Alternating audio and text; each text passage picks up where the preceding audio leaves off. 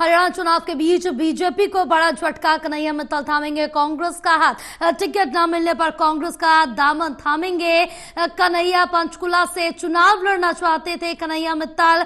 BJP ने पंचकुला से ज्ञानचंद गुप्ता को उम्मीदवार बनाया। बड़ी अपडेट आप तक पहुंचा रहे, जहां आपको बताते चले कि हरियाणा बीजेपी को एक और बड़ा झटका, जहां चुनाव के बीच ये बड़ा झटका माना जा रहा है। कन्हैया मित्तल अब कांग्रेस का दामन थामेंगे।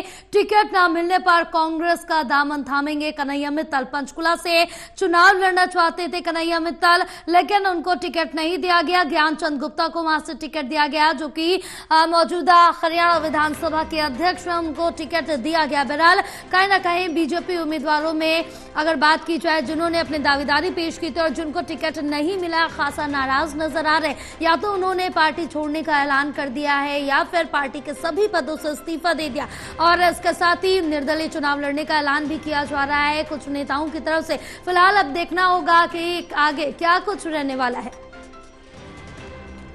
आज सुबह हमारे एक मित्र का फोन आया और मैंने उनसे मन की बात कही कि मैं हो सकता है कांग्रेस ज्वाइन करूं, क्योंकि मुझे लगता है कि सनातन की बात करने वाला एक ही दल ना हो, हर दल से सनातन की बात हो, हर किसी की मदद करने के लिए हर दल से बात हो, और इसीलिए मन में इच्छा हुई कि हम कांग्रेस ज्वाइन करें। और भाजपा से हमारा कोई ऐसा मतभेद या मनभेद नहीं है।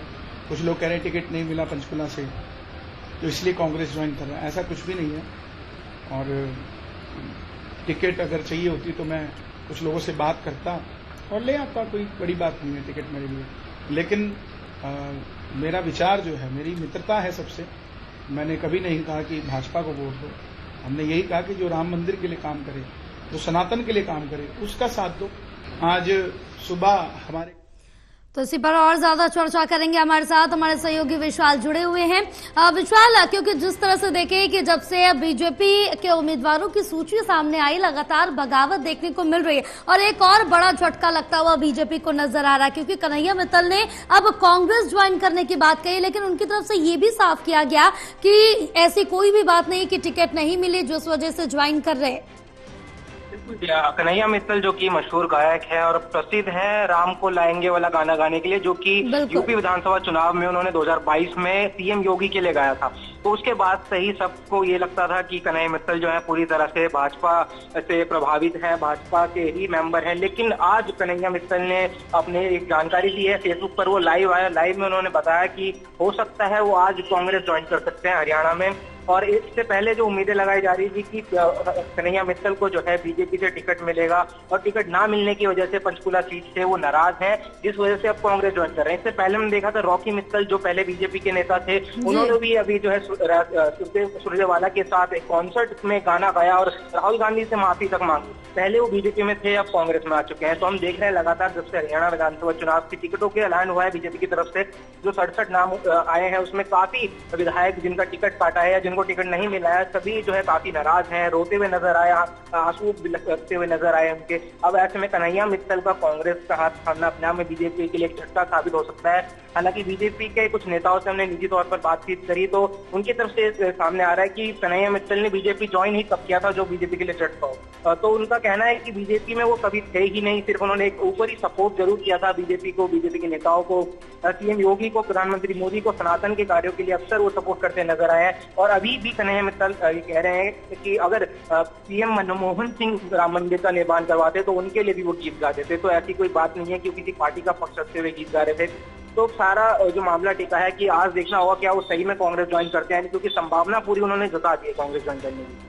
बिल्कुल, क्योंकि जिस तरह से विशाल यहाँ पर देखिए कि अब कांग्रेस ने भी अपने उम्मीदवारों की सूची जारी की, लेकिन अभी सभी सुरक्षित सीटों पर कांग्रेस की तरफ से अपनी सूची जारी की गई है, क्योंकि उन सीटों पर किसी भी तरह का जो मतभेद है वो नहीं है, क्योंकि 28 के 28 सिटिंग विधायक है, और इसके साथ ही कोई निर्दलीय या जेजेपी का विधायक बतौर उम्मीदवार उतारा है। लेकिन अब देखना होगा कि कांग्रेस की जब सूची सामने आती है तब कितने यहाँ पर बागी जो उम्मीदवार हैं वो देखने को मिलते हैं।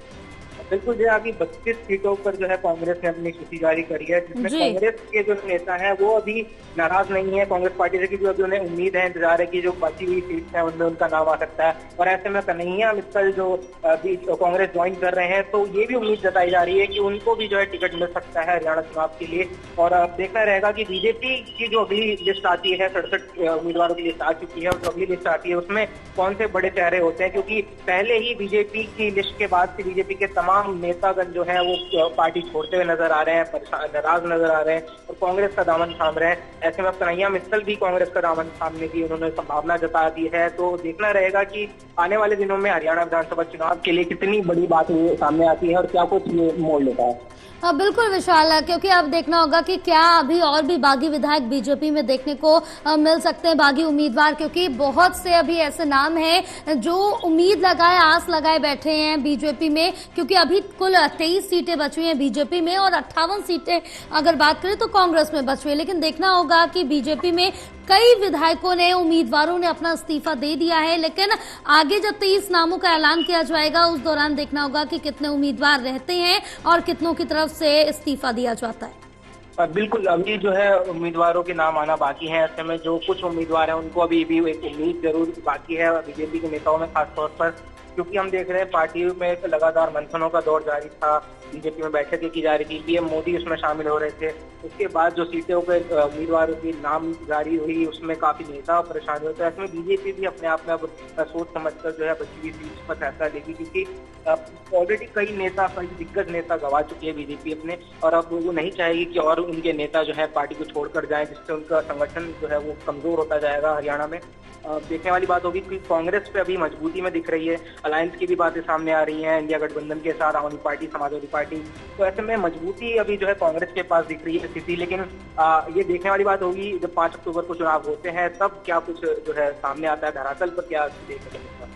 हाँ बिल्कुल, क्योंकि जिस तरह से अब देखिए कि एक बड़ा नाम कहे जाते हैं, क्योंकि कन्हैया मित्तल का बीजेपी से गहरा नाता भी बताया जाता है, क्योंकि जिस तरह से वो अपने गाने लाते हैं और कहीं ना कहीं बीजेपी की हर जगह बात करते हुए भी नजर आते हैं। लेकिन इस बीच उनकी तरफ से ये बड़ा झटका मिलेगा। लेकिन और अगर हम नेताओं की बात करें, मंत्रियों की बात करें, तो उनकी तरफ से भी बड़ा झटका देखा जा रहा है, क्योंकि तरुण जैन की तरफ से भी निर्दलीय चुनाव लड़ने का ऐलान किया गया, करदेव कंबोज की तरफ से भी ऐलान किया गया, जीएल शर्मा की तरफ से भी ऐलान किया गया।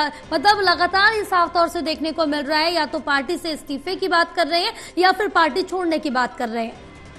बिल्कुल में भी जो पार्टी में नेताओं का टिकट कटा है बीजेपी की तरफ से उन्होंने पार्टी छोड़ते ही जो है निर्दलीय चुनाव की घोषणा करी। उसके बाद उनके समर्थकों में भी काफी एक सिंपैथी फैक्टर उनके लिए जरूर आएगा, और ऐसे में बीजेपी को नुकसान होने की संभावनाएं भी हैं, क्योंकि काफी सीटों पर जो है पार्टी ने टिकट काटा है मौजूदा सिटिंग विधायकों का। तो अब जो वहाँ पर समीकरण है हरियाणा चुनाव में, ये पूरा तरह से बीजेपी के जो है पलड़ा कम हल्का होता हुआ दिखाई दे रहा है और कांग्रेस पे मजबूती मिलती हुई दिखाई दे रही है। कन्हैया मित्तल जो है काफी इन्फ्लुएंस करते हैं वो लोगों को, काफी समर्थक उनके पास है। तो ऐसे में कांग्रेस अगर वो ज्वाइन करते हैं तो एक बड़े अमाउंट में जो है अपने समर्थक भी वो कांग्रेस की तरफ लेके जाएंगे, जो कांग्रेस को वोट डालेंगे। तो ऐसे में काफी प्रभावित हो सकती है बीजेपी कन्हैया मित्तल के कांग्रेस पार्टी ज्वाइन करने से। बिल्कुल, तमाम जानकारी साझा करने के लिए बहुत शुक्रिया आपका।